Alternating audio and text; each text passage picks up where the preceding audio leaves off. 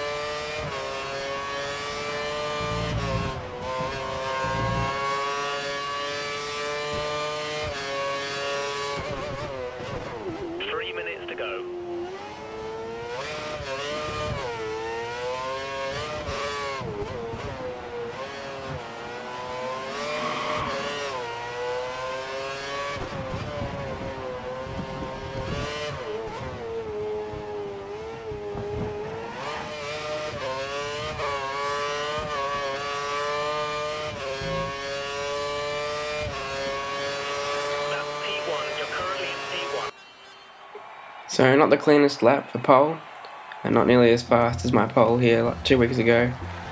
But I think the track conditions were a bit greasy, everyone seemed to be struggling a bit. Nevertheless, 3 poles from 4 races that I've competed in this season in AOR, so pretty happy with that. But can I finally convert this one to a victory? Heavy rides again on the second position for Sauber. Don Silva directly behind me. With this amount of cars on track, the race start is always going to be risky, be aware. And Iron F1 championship leader, who hasn't finished lower than second, in 4th position. Wow, good traction there. And Iron makes a fantastic start. Nevertheless, he won't quite get past us, and we lead in turn 1. Get away a bit there as Don Silva emerges in 2nd position. We have moved into a 7-second lead by lap 5, and it's time to cover Don Silva, who pitted the previous lap from about 5 seconds behind. Exit now. You'll be racing as you... We're on a 3-step strategy, and unfortunately we've come out directly behind a group of 3 cars. We're going to want to get past this group of 3 cars as quickly as possible because they haven't pitted yet. And Cookie Dough's made a slight mistake, and we've gone past him. And now we're after the Toro Rosso of MV United.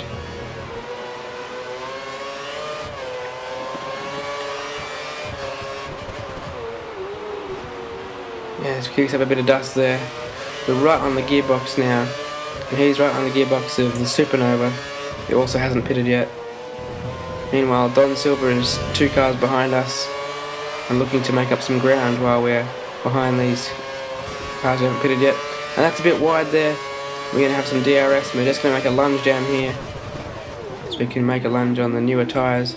We do lock up though a little bit, and I apologise if I noticed you wide there a bit, MV, but there wasn't contact on my screen. Now we're up into 4th position, and after the American driver, the Supernova, we lock up there trying to avoid contact. Hope to get some good drive out of here. We're going to get DRS, we're definitely within a second. Flick it up to Rich. We think the guy behind you sitting the option tyre looks like he's going for a shorter stint. Yeah, plenty of straight line speed, easily enough to get by before turn 1. So within 1 lap we've just passed those 3 drivers. Some people were in the pits, so now it's just Tio in front of us, who unbelievably did a 2-stop. I mean, congratulations for making that to the finish. Not sure I could have even tried. Made a move there. as he's gone slightly wide on the old tyres. And that's back up into first position. And towards the end of this stint, our only stint with 10 laps, we've made a horrible mistake really. There's no grip on the 10th lap, so we've come straight into the pits. Pretty good stop there from my mechanics. It's going to be very close here. Tio's right behind us as we come out. We'll just fit out in front of the battle for third position. That was the fastest lap of the race. Keep that up. And consecutive fastest laps help us to get away at the front as Chris pitted 2 laps later than us. Funtex gets out of the way. Thank you very much for him. So we're trying to hunt down some lap back markers now. And final pit stop. Chris still has to put on the option tyre. And we've emerged in second position. Quite a way clear of Iron, and here's Chris about to make his final stop. And in doing so, giving us DRS, which is very helpful because the next lap turned out to be the fastest lap of the race, as we'll see right here. Great work. That's a new fastest lap for the race. And that lap wasn't beaten. So 4 out of 4 fastest laps for me, pretty happy with that. And now my first victory in AOR, my 91st league victory, equaling Michael Schumacher's record, and I'm absolutely stoked with that. Spanish Grand Prix to the Southern Hemisphere. And of course, it's been a sad week for Australian motorsport as Sir Jack Brabham passed away. 3-time world champion, only champion in a car designed by himself. And this victory is dedicated to the memory of Sir Jack Brabham.